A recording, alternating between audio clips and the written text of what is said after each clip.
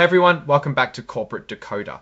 Today we're diving into Eastern Bankshares' latest filing, and let's just say there was an interesting little oopsie in the timing of this report, which kind of adds a spicy footnote to everything. So this is a Form 8K, which is basically a way for companies to announce major events that shareholders need to know about right away. Think of it as the company's breaking news alert system. The big event here happened on May 19th. This was Eastern Bankshares' annual meeting for their shareholders, the people who own little pieces of the company. Now, Eastern Bankshares is a pretty big name, a financial institution based in Massachusetts. They're publicly traded, meaning their stock is available for anyone to buy and sell on the stock market, specifically on the NASDAQ, and their stock symbol is EBC. So if you ever see EBC popping up, you know it's Eastern Bankshares. The absolute core of this report is about what happened at that shareholder meeting. Companies have to let their shareholders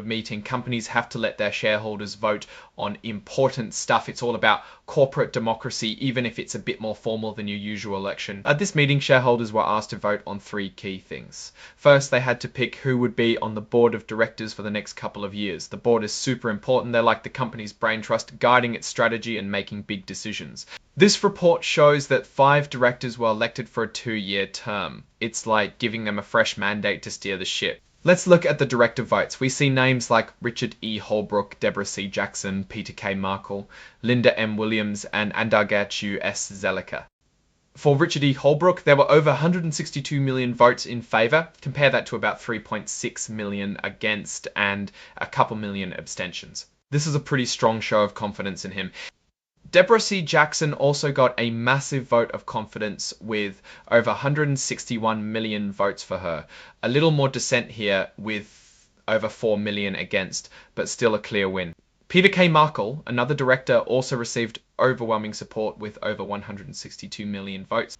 Linda M. Williams actually got the highest number of 4 votes among the nominees, with nearly 164 million votes in favour. That's a really solid endorsement. And finally, Andargachu S. Zelica also secured a strong majority of over 162 million votes. Next up, they had an advisory vote on executive compensation. This is a big deal. It's often called say on pay. Shareholders get to give their opinion on how much the top executives are being paid. It's not binding, meaning the company doesn't have to change anything, but it's a powerful signal. If shareholders aren't happy, it can really put pressure on the board. In this case, the shareholders approved the executive compensation package with a significant majority. We're looking at nearly 157 million votes in favour. However, there were almost 10 million votes against it, while the 4 votes clearly win. That 10 million against is a number that the board and executives will definitely be paying attention to. It suggests that a good portion of shareholders feel the compensation could be adjusted. It's like getting a B+ on an exam you passed, but you know there's room for improvement. The third item was to ratify or formally approve the appointment of Ernst & Young L as the company's independent auditors for 2025. This is a routine but crucial step. You need auditors to check the company's financial books and make sure everything is accounted for properly and honestly. And indeed, the shareholders overwhelmingly ratified this appointment.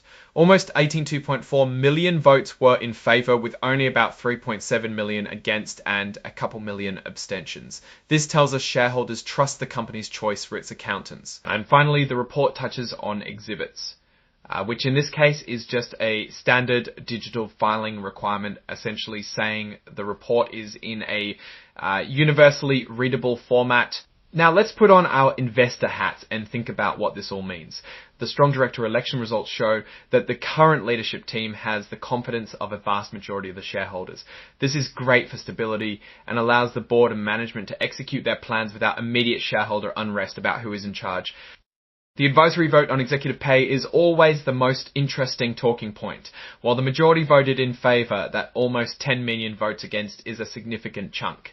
It's a reminder that even with broad approval, there's always an observant eye on how executive compensation aligns with company performance from the shareholders' perspective.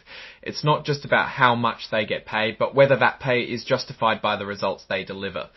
If the company's performance doesn't meet expectations, this number of dissenting votes could grow next year, putting real pressure on changes.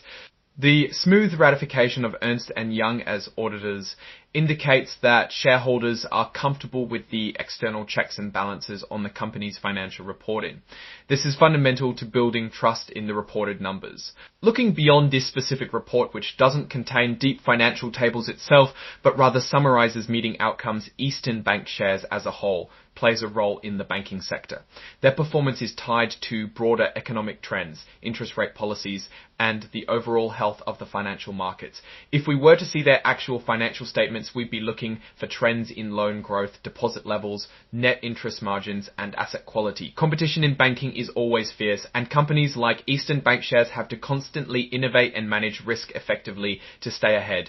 So to wrap up, the annual meeting showed shareholder confidence in the board, but also a watchful eye on executive pay. It's a picture of a company with established leadership operating within the necessary norms of corporate governance. While this filing doesn't give us a deep dive into hard financial numbers like revenue or profit, it does give us a pulse check on shareholder sentiment regarding leadership and compensation. What's your take on these voting results, especially the advisory vote on pay? Does that 10 million against concern you, or is it business as usual?